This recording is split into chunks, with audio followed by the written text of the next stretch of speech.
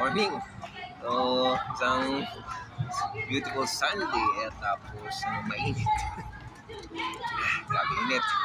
So, dito ako sa may MOA. It's may Sunset Boulevard. So, mayroong dito. May marathon. So, sumali ako sa 42K. So, tapos naman natin ng tama lang. So, umabot sa cut-off. So, 6 hours. Nataka. So, buti umabot sa 6 hours na cut-off. So, for the 42 km na category. So, nag-start siya ng alauna, madaling araw.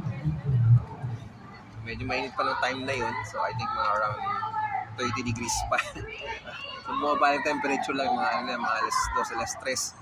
Siguro mga 28 degrees na yun. Pero ito, nag-umaga na. So, mainit na naman. Kaya talaga pag namaraton ka tapos yung panahon is hindi ganun ka kalamig. Okay naman, at least kaysa naman ng dati na maulat-ulat. Pero ngayon kasi ramdam mo talaga yung init kapag tumatakbo pa eh. And so akala ko nga hindi ako aabot sa cut-off na 6 hours kasi around mga 4.5 is nandun pa ako around 32 kilometers is nandun pa ako along sa Rojas. Medyo malalayo pa ako nun. So yung naging ruta kasi is galing dito sa dito MOA, then papunta dun sa Luneta Actual Park, and at the same time pupunta dun sa may Ross Boulevard, malapit dun sa may Nobu. Dalawang loop yun, so sawa kami. Pero okay naman, walang problema naman kasi naranasan ko naman dati yung kanyang loop. So ginawa rin dati ng Rio yun.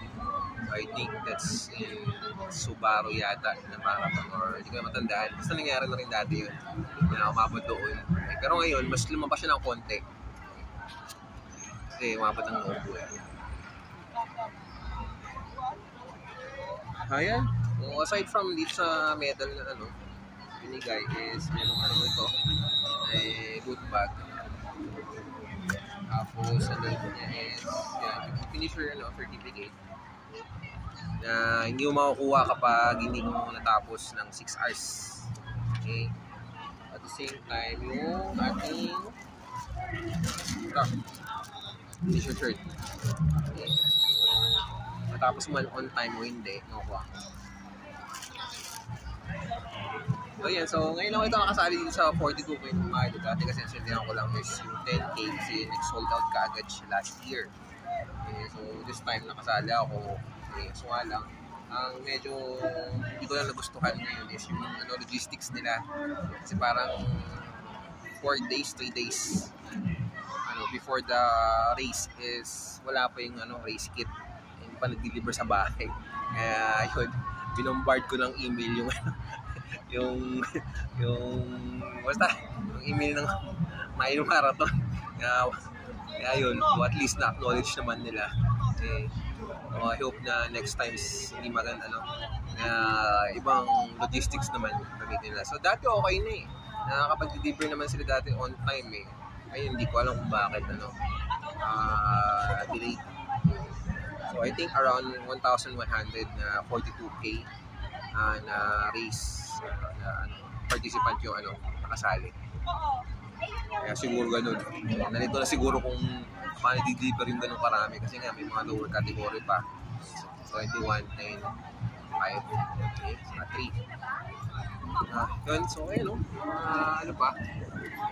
Tumatakbo pa doon. Ako kasi nagpapahinga lang muna. At pagod-pagod na ako. Nantok na rin. Kaya ito, maghanap na siguro ng pagkain dito. Okay, tapos uwi na. Okay? So yan, so until next race, kita-kits.